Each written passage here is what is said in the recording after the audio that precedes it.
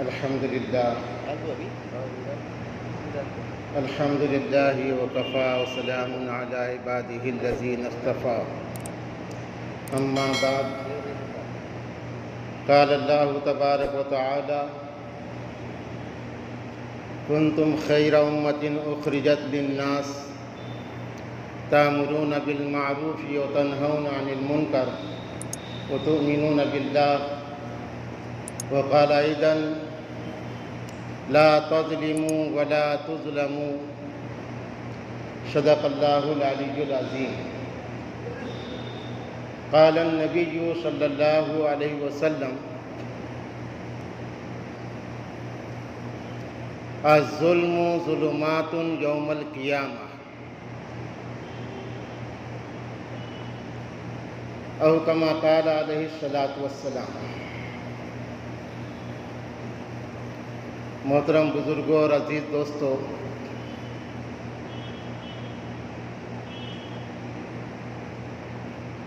خوشی کی بات یہ ہے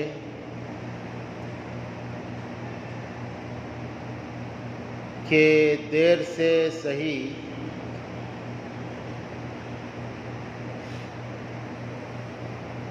لیکن مجموعی طور پر دین فہمی کے اعتبار سے مسلمانوں کے اندر بیداری آ رہی ہے۔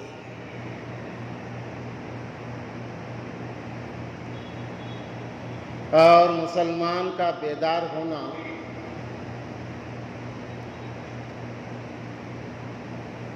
اس کے اپنے فریضے کے ادائیگی کے لیے ضروری ہے۔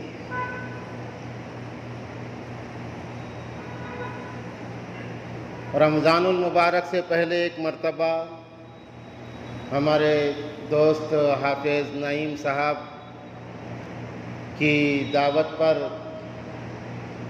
آپ کی خدمت میں آنا ہوا، اور ابھی یہ دوسری مرتبہ خوشی ہوئی کہ اس مرتبہ آنے میں ہمارے پرانے دوست مولانا مزمل احمد خان صاحب بڑے شریف النفس اور قابل عالم دین ہیں آپ کے علاقے کے، اور یہ برسوں سے پانولی میں دینی علمی خدمت میں مصروف ہیں، چھٹیوں میں آئے ہوئے ہیں، وہ بھی یہاں حاضر ہوئے، ان سے شرف ملاقات ہوا۔ یہ ہمارے سب کے ساتھی ہے۔ ہم پربھنی میں حافظ نعیم صاحب، حافظ محمد یونس صاحب، مولانا مزمل صاحب ہم ساتھ میں پڑھتے تھے، وہ بھی آئے ہوئے ہیں۔ بہرحال بزرگوں اور دوستوں، ہمارا ملک ہندوستان، اس کے فضائل پر مولانا حسین احمد مدنی نے کتاب لکھی، اور وہ کتاب کا نام ہے ہندوستان کے فضائل، چھوٹا سا کتاب چاہے۔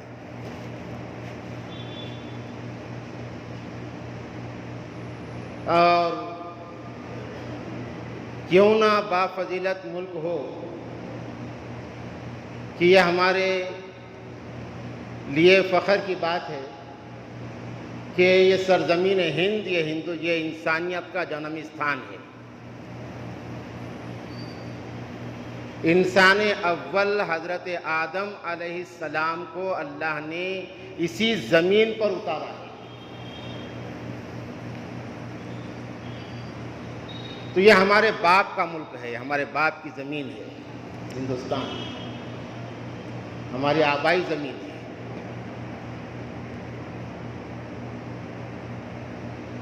علامہ اقبال نے اسی کی طرف اشارہ کیا تھا۔ توحید کی لے سنی تھی دنیا نے جس مکان سے، حضرت مولانا شمس نوید عثمانی رحمۃ اللہ علیہ نے ایک کتاب لکھی، اگر اب بھی نہ جاگے تو۔ بڑے عالم دین حضرت مولانا شمس نوید عثمانی، وہ کتاب ہم نے پڑھے تو ایسا معلوم ہوتا ہے کہ ہماری اب تلک کی زندگی بیکار گئی، ہم نے کچھ نہیں کیے جو ہمارا فریضہ ہے۔ کنتم خیر امہ کے تحت ہم نے کچھ نہیں کیے، ایسا معلوم ہوتا ہے۔ اگر اب بھی نہ جاگے تو اس میں حضرت مولانا نے ہندوستان کی زمین کو کئی انبیاء علیہ السلام کا مسکن بتایا ہے۔ حضرت موسیٰ علیہ السلام بھی ہندوستان آ کے گئے،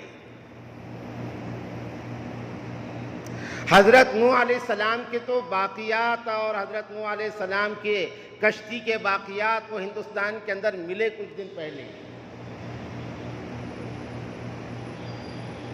اور نوح علیہ السلام کا یہ ہندوستان وطن ہے، نوح علیہ السلام یہاں مبعوث ہوئے ہیں۔ قرآن کریم میں ہے کہ دنیا کی زمین میں کوئی حصہ ایسا نہیں ہے جہاں پر اللہ تبارک و تعالیٰ نے نبی کو نہیں بھیجا۔ تو یہ اتنا بڑا ملک بغیر نبیوں کے خالی کیسے رہے گا؟ جبکہ آدم اول جہاں اترے، جہاں سے انسانیت جنم لی، تو تاریخی حوالوں سے یہ ملتا ہے کہ ہند اور سندھ یہ دو بھائیوں کے نام ہیں، اور یہ دو بھائی حضرت نوح علیہ السلام کے پر پوتے تھے، ہند اور سندھ۔ تو ہند سیتاں کثرت استعمال میں ہندوستان ہو گیا، یہ فارسی کا لفظ ہے، ہند عربی کا لفظ ہے، سیتان فارسی کا لفظ ہے۔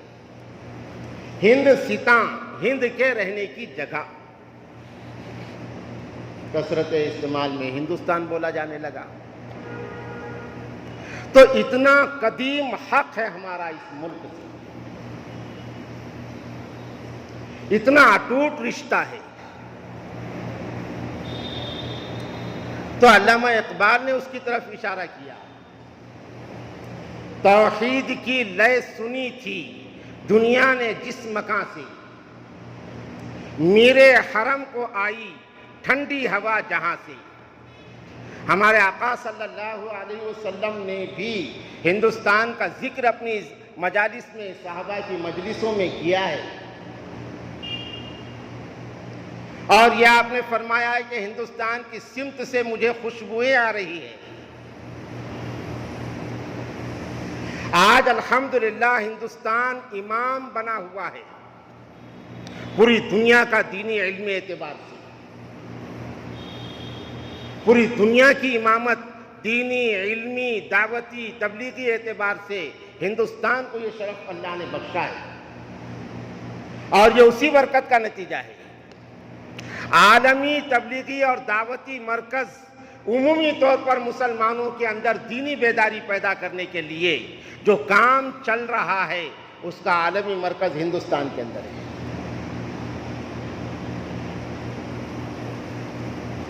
عالمی ادارہ جس کی شاخیں ساری دنیا کے اندر پھیل گئی ہیں، وہ ہندوستان کے اندر ہے۔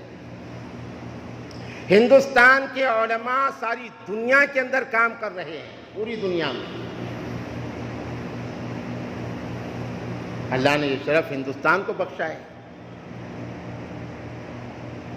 میرے حرم کو آئی ٹھنڈی ہوا جہاں سے، میرا وطن وہی ہے، میرا وطن وہی ہے۔ وطن سے ہمارے اکابر نے جو عشق اور محبت کی ہے، وہ کرسی اور تخت کے لیے نہیں کی، بلکہ آزاد فضاؤں میں اپنے فریضے کو آزادی کے ساتھ ہم ادا کریں گے، جو فرض منصبی ہے امت محمدیہ کا۔ اس لیے ہم نے اس مٹی سے محبت کی ہے۔ چنانچہ یہ بھی ایک تاریخ کی سچائی ہے کہ ایک طویل ترین عرصے تک مسلمانوں نے یہاں حکومت بھی کی ہے، 800 ساڑھے 800 سال تک، اور بڑے پابند بادشاہ بھی گزرے ہیں، کچھ نااہل اور ناخلف گزرے ہیں، لیکن وہ ایک طرف بادشاہ ہوتے تھے اور دوسری طرف ولی کامل ہوتے تھے، وہ عدل اور انصاف کا فریضہ جہاں لہراتے تھے وہیں وہ تہجد گزار بھی ہوتے تھے، شب زندہ دار بھی ہوتے تھے، تکبیر اولیٰ کے پابند بھی ہوتے تھے، حتیٰ کہ عصر کی 4 رکعت سنت بھی نہیں چھوڑتے تھے۔ ایسے بادشاہ اس ملک میں گزرے ہیں، اور اس وقت کا ہندوستان وہ عظیم ہندوستان تھا جس کے اندر پڑوسی ملک بھی تھا، بنگلہ دیش بھی تھا، کشمیر سے کنیا کماری اور برما سے کابل تک اتنا بڑا ملک تھا یہ۔ اور یہ عظیم ہندوستان کا بادشاہ بنا مداخلت غیر وہ مسلمان ہوا کرتا تھا، اور اس وقت بھی یہاں مختلف ذات برادری کے لوگ بستے تھے، رہتے تھے، اور اتنے لمبے زمانے تک کٹر مذہبی مسلمانوں نے اس ملک پر حکومت کیا۔ اگر ان کے دل میں فرقہ پرستی اور ذاتی واد ہوتا تو اسلام تو تلوار اور لاٹھی اور حکم کے زور پر پھیل چکا ہوتا،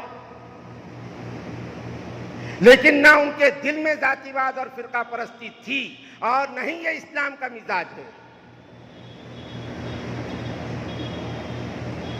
بلکہ اسلام کا مزاج یہ ہے قد تبین الرشد من الغی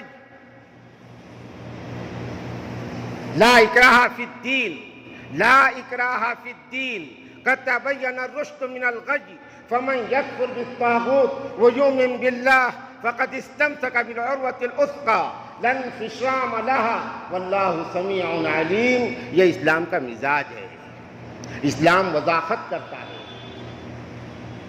ہدیناہ النجدین اما شاکرا و اما کفورا، یہ اسلام کا مزاج ہے، لیکن اکراہ نہیں ہے۔ زبردستی سے کسی کو تم اپنی تہذیب اور اپنا طریقہ تھوپ نہیں سکتے، زبردستی سے تم کسی کو اپنا مذہب تھوپ نہیں سکتے، یہ اسلام کا مزاج ہے۔ اسلام نے مذہب کی قبولیت کو انسان کے اختیار پہ رکھا ہے۔ ہدیناہ النجدین، تو یہ کبھی بھی نہیں کیا۔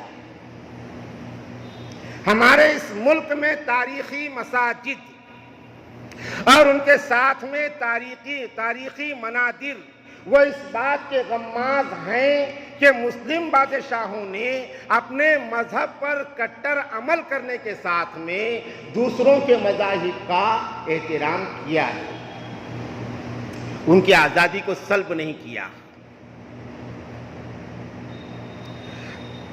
کئی ایکڑ زمینات جہاں مسجدوں کے انعامات میں داخل ہیں، اور مبلغین اسلام اولیاء کرام کے قبور کے تحفظ کے لیے ان کے انعامات میں داخل ہیں، وہیں کئی ایکڑ اراضی اور زمینات مندروں کی بھی خدمات کرنے والے پجاری اور سادھوؤں کے انعامات میں داخل ہے، کئی ایکڑ زمینات۔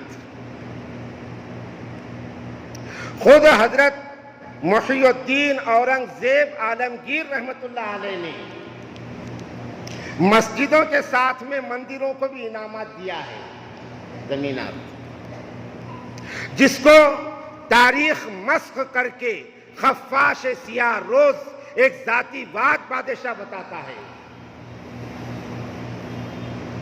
محض عصبیت کی بنیاد پر، وہ تاریخ سے واقف نہیں ہے۔ اورنگزیب رحمت اللہ علیہ کٹر مذہبی بادشاہ تھے، لیکن ذاتی واد نہیں تھے۔ کسی کا کٹر مذہبی ہونا اس کے ذاتی واد ہونے کے لیے ضروری نہیں ہے، بلکہ کٹر مذہبی ہی انسانیت نواز ہوتا ہے۔ جس کو اپنے مذہب کی تعلیمات کا علم ہے، جس کو اپنے مذہبی ہدایات کی معلومات ہے، وہی انسانیت نواز ہوتا ہے اور وہی انسانیت کا احترام کرنے والا ہوتا ہے۔ اتنے لمبے عرصے تک اس ملک کو تمام کے حقوق کی ادائیگی کے ساتھ اور انسانیت کا احترام کرنے کے ساتھ، تمام ذات اور برادری کو اپنا سمجھنے کے ساتھ مسلمانوں نے لے کر کے چلے، لیکن ستیزہ کار رہا ازل سے تا امروز دنیا کا ایک چھوٹا سا طبقہ، جو شاید دنیا کی آبادی کا 2% ہے۔ حضور پاک صلی اللہ علیہ وسلم کے پیدائش کے روز اول سے دجال کے خاتمے تک وہ اسلام اور مسلمانوں کا دشمن ہے اور رہے گا، اور وہ ساری دنیا کو ہائیجیک کر رہا ہے۔ حالانکہ دنیا کے ساتھ وہ ظلم کر رہا ہے، لیکن دنیا عقل کی اندھی اس کو سمجھنے کے لیے تیار نہیں ہے۔ پوری دنیا میں اس نے فساد مچایا ہوا ہے،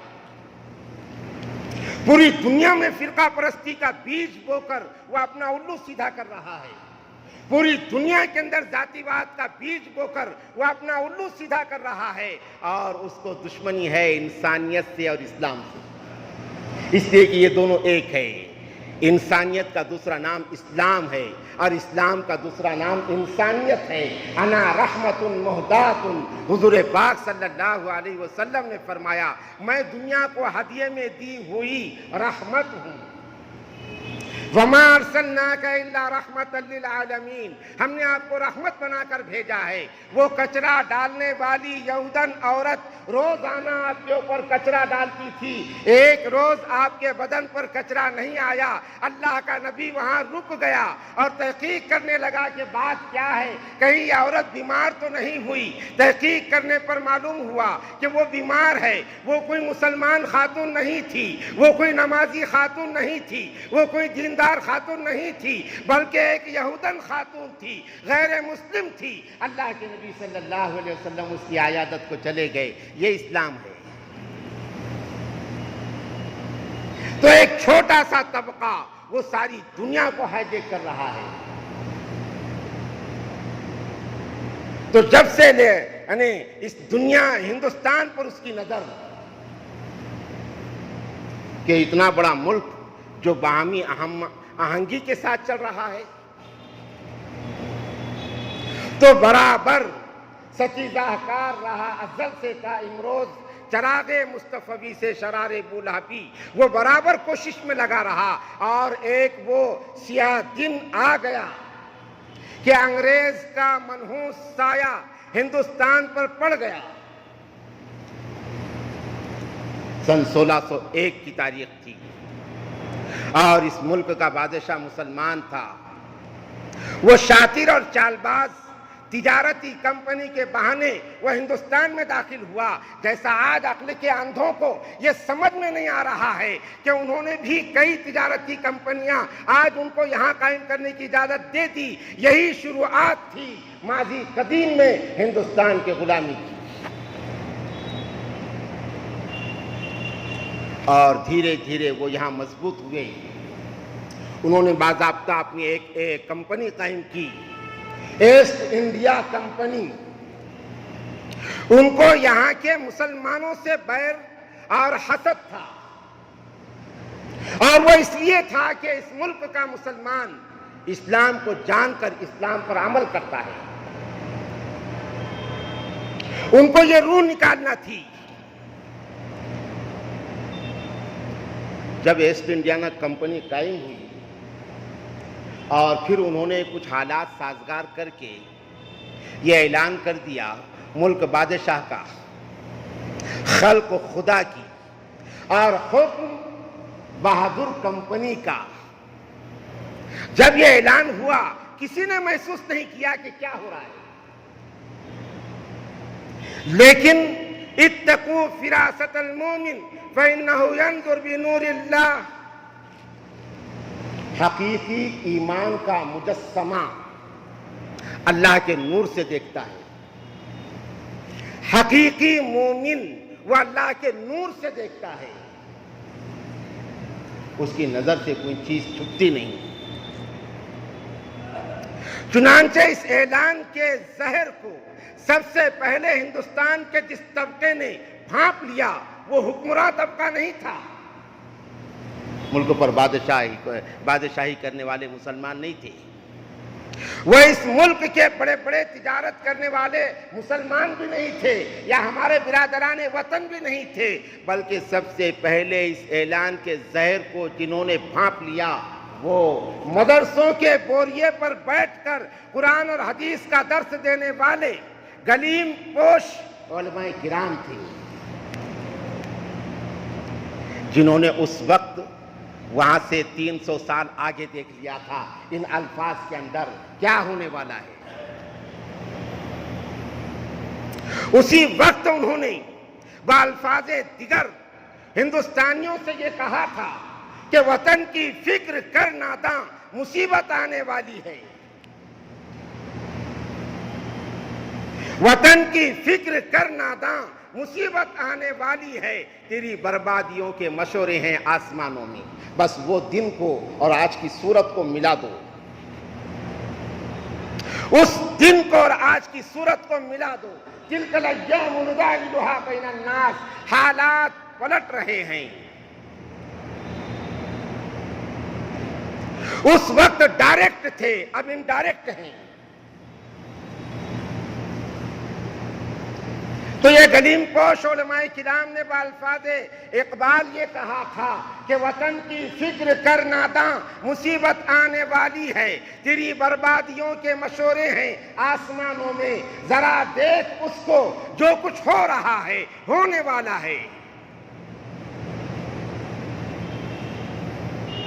کاش کہ مسلمان آج سے 50 سال پہلے اس بات کو مسجد کے ممبر و محراب کی بات سمجھتا تو آج یہ دن دیکھنے کو نہیں ملتا۔ اتنے اعلیٰ اور ہماگیر تعلیمات کے مذہب کا ماننے والا اتنے لمبے عرصے تک تنگ نظری کا شکار،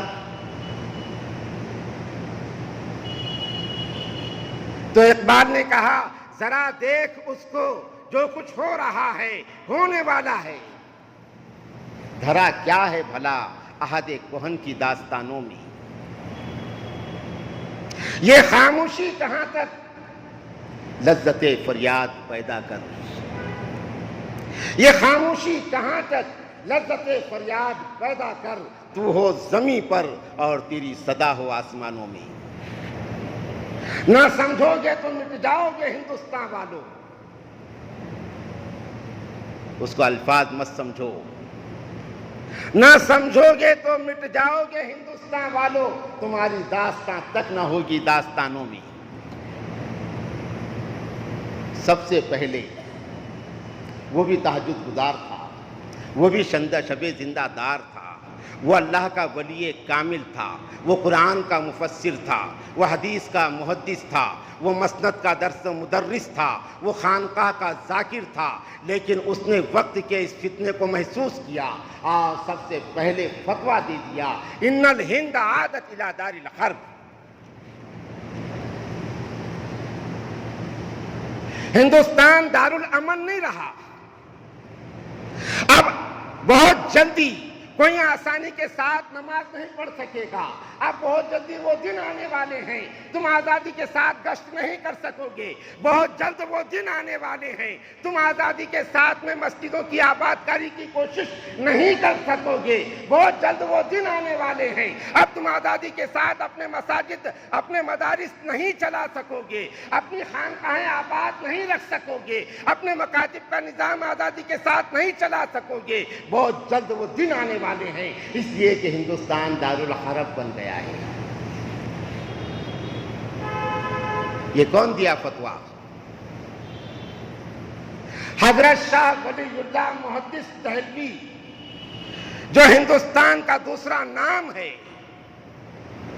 ہندوستان کی مذہبی تاریخ کا دوسرا نام ہے، ہندوستان کی علم حدیث کی تاریخ کا دوسرا نام ہے، علم تفسیر کی تاریخ کا دوسرا نام ہے۔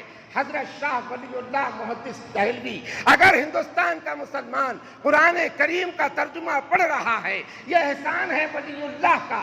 اگر ہندوستان کا مسلمان حدیث کا علم لے رہا ہے اور پڑھ رہا ہے یہ احسان ہے ولی اللہ کا۔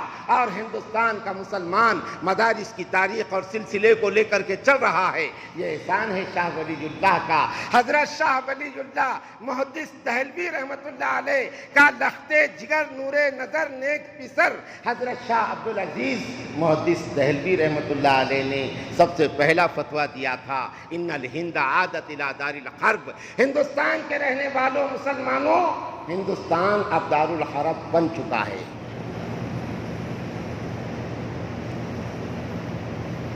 جاگو امت شاہ دنیا وہ تھی، تیرے سونے کا وقت اب باقی نہیں، ہوش کر کھول آنکھیں کہاں کھو گیا، دیکھ سارا زمانہ تیرا دشمن ہو گیا، بلبلیں کہہ رہی ہیں یہ کیا ہو گیا، اس چمن کا مالی آخر کہاں کھو گیا۔ حضرت شاہ ولی اللہ محدث دہلوی رحمت اللہ علیہ کا یہ فتویٰ، اور اس وقت 500 علماء کرام نے اس فتوے پر دستخط کیے۔ وہ تھا جنگ آزادی کا آغاز۔ وہاں سے لے کر 1831 تک صرف اور صرف مسلمانوں نے جنگ آزادی کو لے کے عالم کو لے کے چلے ہیں، ان کے ساتھ میں کوئی نہیں تھا۔ ہمارے برادران وطن میں بھی مسلمان نے جنگ آزادی کو لے کر کے چلا ہے۔ 1857 میں جو شاملی کے میدان میں بڑی جنگ ہوئی تھی، اس جنگ کے کمانڈر اور سپہ سالار اور رہبر کون تھے؟ خانقاہ کا مجاہد، خانقاہ کا ذاکر اور صوفی ولی کامل، چاروں سلسلوں کو لے کر چلنے والا قطب اور ابدال، وہ حضرت حاجی امداد اللہ مہاجر مکی رحمت اللہ علیہ تھے۔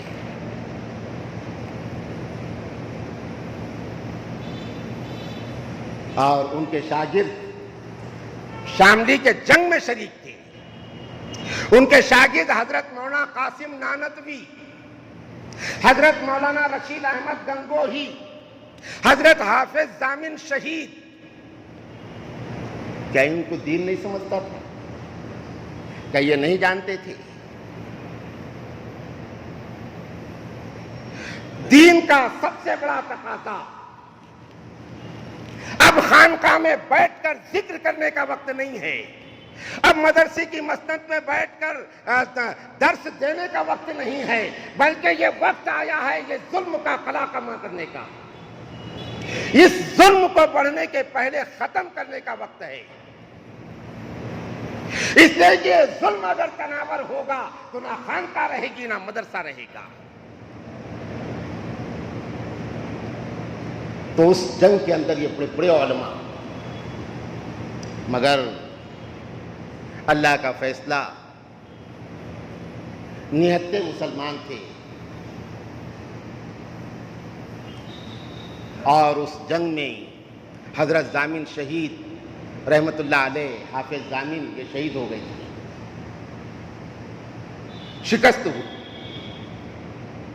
شکست ہوئی، لیکن ہارے نہیں، برابر چلتے رہے۔ جہاں میں مردان حق صورت خورشید جیتے ہیں، وہ کم ہمتی اور احساس کمتری کا شکار نہیں ہوتے۔ احساس کمتری اور بزدلی کا ایمان سے کوئی رشتہ نہیں ہے، ایمان سے کوئی تعلق نہیں ہے، بزدلی کا اور احساس کمتری کا۔ حوصلے پست نہ کر راہی منزل ہو جا، یہ ہے اسلام کی ایمان کی تعریف اور اس کا درس۔ حوصلے پست نہ کر راہی منزل ہو جا، صاحب ولولہ وہ ہمت کامل ہو جا۔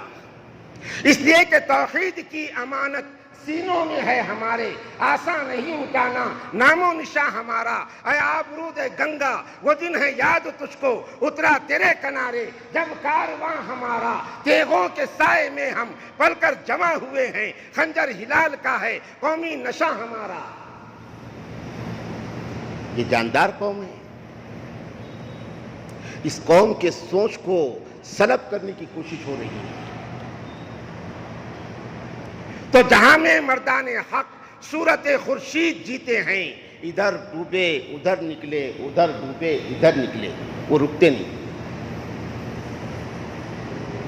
چنانچہ اس کے کچھ دنوں کے بعد پھر علماء ایک جگہ جمع ہوئے، حضرت حاجی صاحب مکہ روانہ ہو گئے، ضعیف اور بوڑھے آدمی تھے، علماء پھر جمع ہوئے، اور دارالعلوم دیوبند کیونکہ علماء کی بڑی تعداد شہید ہو چکی تھی، حضرت مولانا سید حسین احمد مدنی رحمت اللہ علیہ نے ہندوستان کی آزادی میں مارے جانے والے علماء اور عامت المسلمین کو شہید کہا ہے، اور قرآن کریم سے ثابت کیا ہے کہ یہ شہید ہیں۔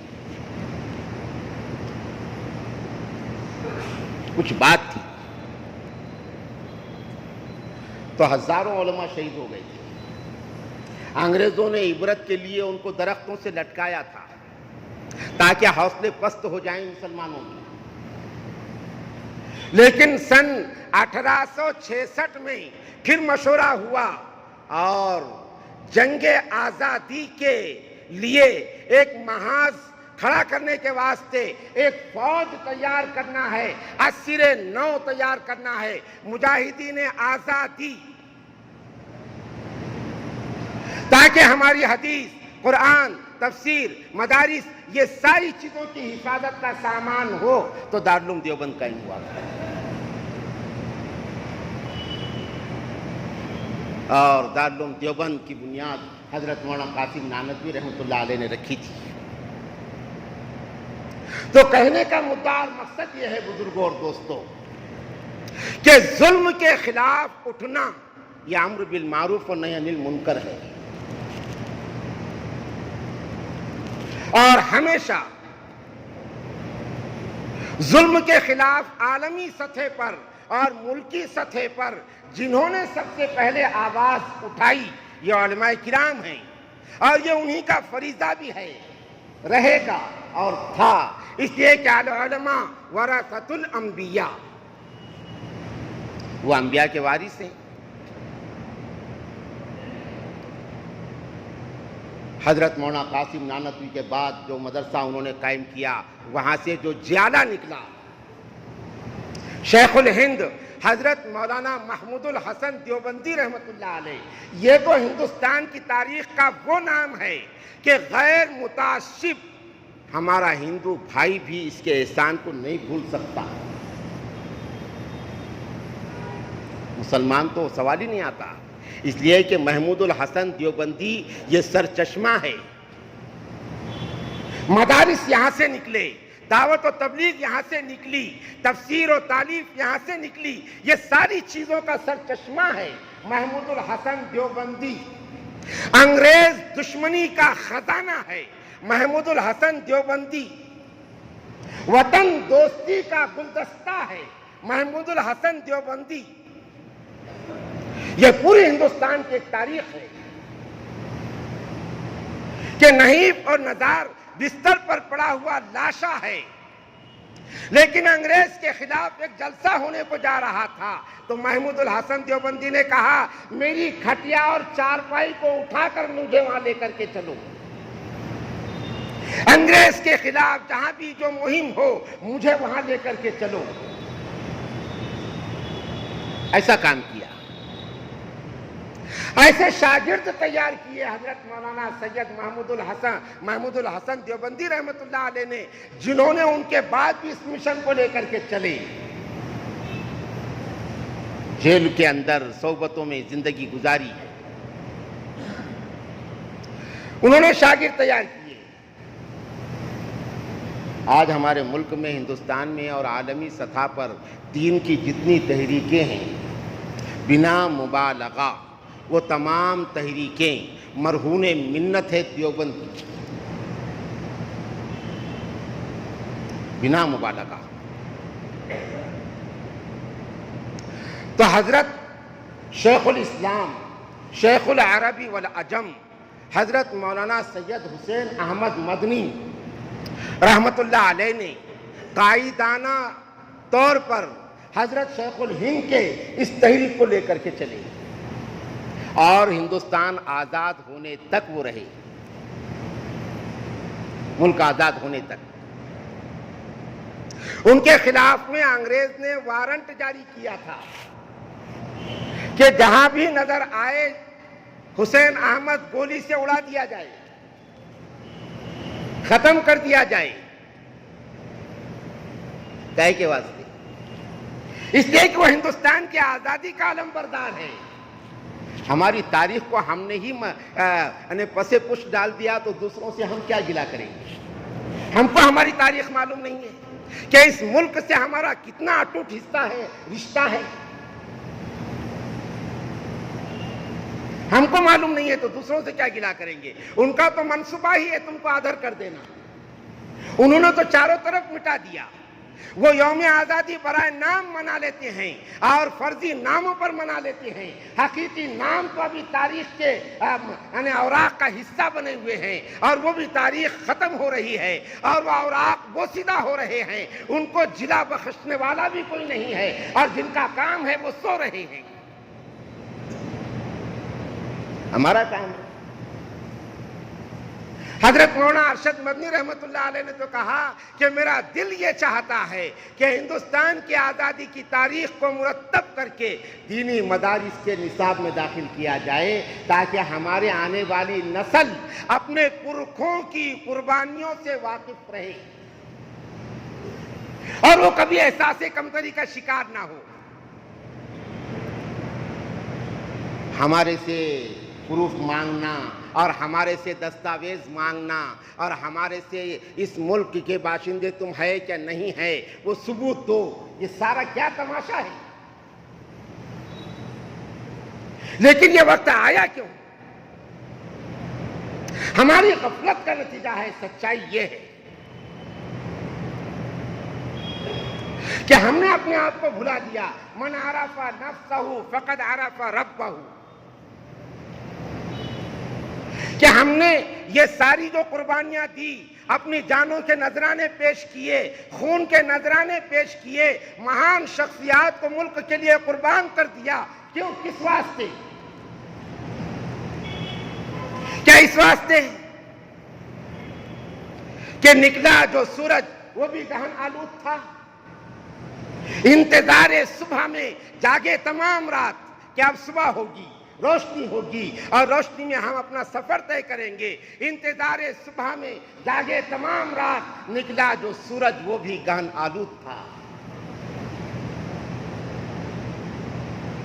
آج یعنی تمام امیدیں یہ تھی، عزائم یہ تھے، مقصد یہ تھے، اگرچہ کہ تاریخ میں کچھ ایسے موڑ آتے گئے، بادل ناخواستہ ہم کو سمجھوتے کرنے پڑے، لیکن آخر میں جہاں آ کر تاریخ ٹک گئی وہ یہ تھا کہ اس ملک میں ہم بھی اپنے مذہب کے ساتھ آزاد رہیں گے، تم اپنے مذہب کے ساتھ آزاد رہو گے۔ اور ہندو اور مسلمانوں نے مل کر کے ملک کا سمویدھان اور ملک کا آئین اور ملک کی گھٹنا بنائی تھی اور اس میں یہ طے ہوا تھا کہ ہم اپنے روایات کے پاسدار رہیں گے، تم اپنی روایات کے پاسدار رہو گے۔ مسلم پرسنل لا منظور ہوا تھا کہ ہمارے نکاح، خلا اور طلاق کے قوانین وہ ہمارے پاس رہیں گے اور ہم اپنے اعتبار سے اپنے آئلی نظام کو لے کر کے چلیں گے۔ ہمارے مدارس اور مذہبی تعلیم کے نظام کو آزادی کے ساتھ ہم لے کر چلنے کے مجاز رہیں گے۔ ہماری مساجد اور اذانوں کے فریضے کو آزادی کے ساتھ ہم لے کر کے چلیں گے۔ اپنی شناخت اور اپنا جبہ، اپنی داڑھی، اپنی دستار، اپنی ٹوپی کو اور اپنے پہرائے کو آزادی کے ساتھ ہم استعمال کریں گے، یہ طے ہوا تھا۔ اور ملک کی گھٹنا، ملک کا قانون نافذ ہو گیا، نشیب و فراز کے ساتھ ملک چلا۔ لیکن پھر 2% کی سوچ ملک کے ایک طبقے کے اندر آ رہی ہے، اور پھر تمہارے قانون طلاق کو نشانہ بنایا جا رہا ہے، تمہاری عبادت گاہوں کو ایک ایک کر کے مسمار کرنے یا ہائجیک کرنے کی کوشش ہو رہی ہے، تمہارے مکاتب کے نظام کو مختل اور بیکار کرنے کی باتیں ہو رہی ہے، تمہارے مدارس کے نظام کو بند کرنے کی کوششیں ہو رہی ہے۔ یہ حملہ مذہب کے اوپر ہے، یہ حملہ اسلام کے اوپر ہے، یہ حملہ ہماری مذہبی شناخت کے اوپر ہے۔ اس کی وجہ کیا ہے؟ اور یہ ساری چیزوں کا راستہ جو ہموار ہو رہا ہے، اس کی وجہ ہماری غفلت ہے، اس لیے کہ حکومت سازی کے نظام میں شریک ہونے کو ہم نے مذہبی فریضہ سمجھا ہی نہیں، ہم نے اس کو راجکارن سیاست سمجھ کے وہ دین کا حصہ نہیں ہے، اس کو چھوڑ دو، اور وہ ننگا ناچ کر کے برابر اپنا الو سیدھا کر رہے ہیں۔ ہم نے حالات کو سازگار کرنے کے لیے، وہ فراست تھی ہمارے علماء کی کہ انگریز کے دور حکومت میں آزاد حکومت جب قائم کی تھی، شیخ الہند نے آزاد حکومت کا صدر بنایا تھا مہندر پرتاپ سنگھ کو۔ یعنی کچھ اچھی سوچ رکھنے والے برادران وطن کو طاقت دینا، ظلم کو مٹانے کے لیے، ذاتی واد اور فرقہ پرستی کو ختم کرنے کے لیے، یہ بھی کبھی کبھی وقت کا تقاضا بن جاتا ہے۔ جب ایک موڑ آیا تھا کہ ہم نے تو 200 سال تک جنگ آزادی کے نظام کو لے کر کے چلا ہے، 200 سال تک ہم نے، لیکن آخری مرحلہ آیا اور وہ ہماری تحریک کو فیل کرنے کی سازش فرقہ پرستی کو بیچ میں لا کر کرنے لگا، تو ہم نے قائد اور آغازی رہنے کے باوجود موہن داس کرم چند گاندھی کو اپنا لیڈر بنایا، اور ان کو مہاتما کا خطاب حضرت مولانا فرنگی محلی نے دیا، اور ان کی قیادت میں جنگ آزادی کا آخری مرحلہ ہم نے لڑا۔ یہ ہمارے لیے یہ اشاریہ ہے کہ ملک کے اچھے لوگ بہت ہیں نا، ابھی بھی بہت ہیں، تو وقت کے اور حالات کے اور موڑ کے اعتبار سے ان کے ساتھ ہو جانا، ان کو اپنے ساتھ میں کر دینا، یہ بھی عقل مندی کا تقاضا ہوتا ہے۔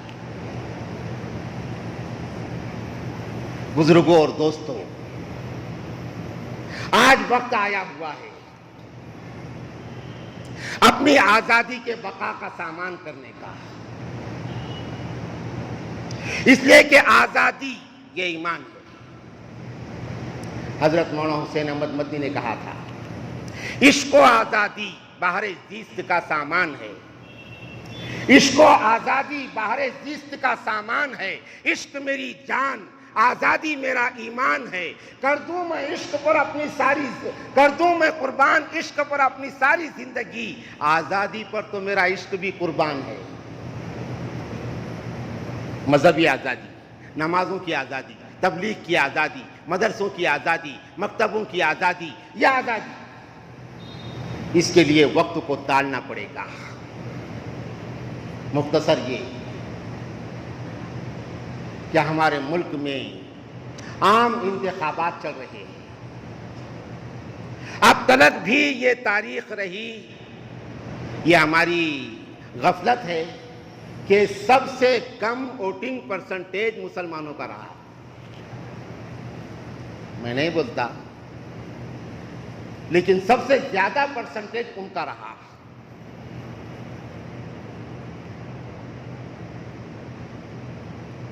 سب سے کم ہمارا پرسنٹیج، جبکہ سب سے زیادہ ہم کو ضرورت ہے، سب سے زیادہ۔ بہرحال جو ہو گیا، لیکن اب یہ وقت آیا ہے کہ مسلمان ہوشیاری اور ہوش مندی کے ساتھ اپنا ووٹنگ پرسنٹیج بڑھائے، یہ دین کا تقاضا ہے، یہ دین کا تقاضا ہے۔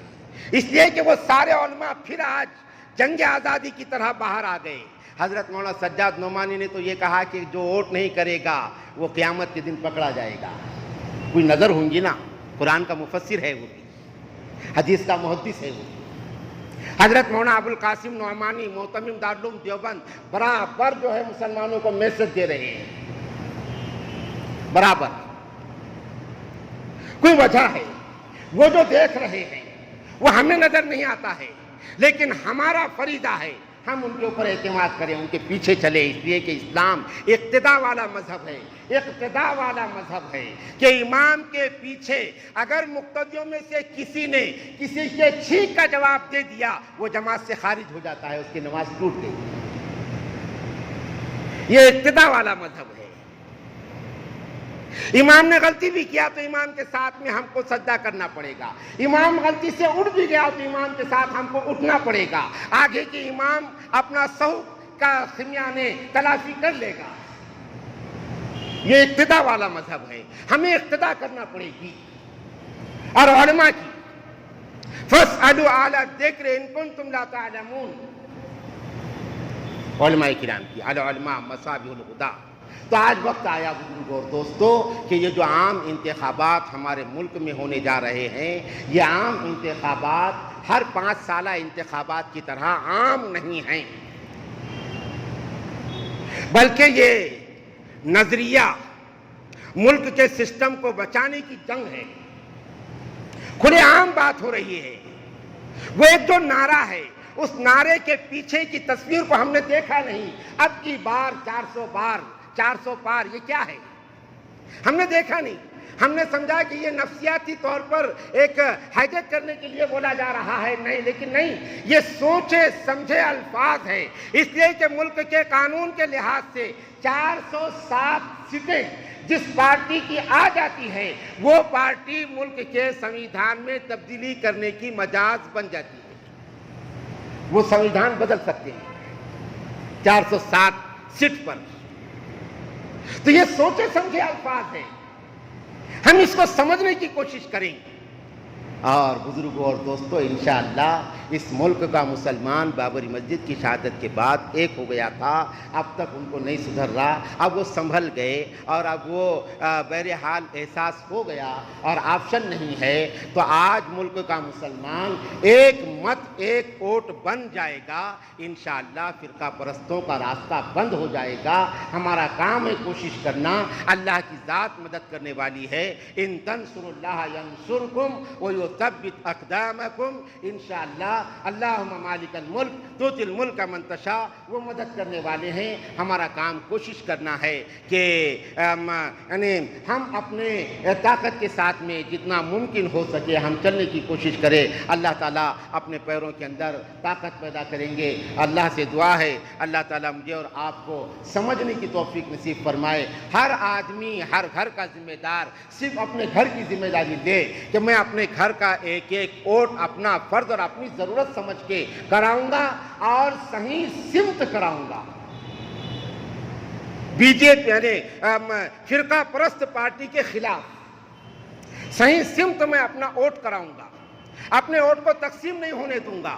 جو چلرانے عام لوگ کھڑے ہوئے ہیں, ہم کوئی مروت میں کسی کو ووٹ نہیں دیں گے, اس لیے کہ اس کا بھی فائدہ فرقہ پرست کو پہنچے گا. فرقہ پرست کے مقابلے میں جو طاقتور امیدوار آنے والا ہے ہم اس کو طاقت دیں گے. انشاءاللہ فرقہ پرستی کے ختم کرنے میں ہمارا ووٹ معاون ثابت ہوگا. اللہ رب العالمین مدد فرمائے اور ملک کے حالات کو سازگار فرمائے. ملک کے مسلمانوں میں حوصلہ اور ہمت اللہ تعالیٰ پیدا فرمائے اور ہمیں اپنے مذہبیات کو لے کر چلنے کے لیے اللہ تعالیٰ پرامن راستے ہموار فرمائے. وآخر دعوانا الحمدللہ رب العالمین.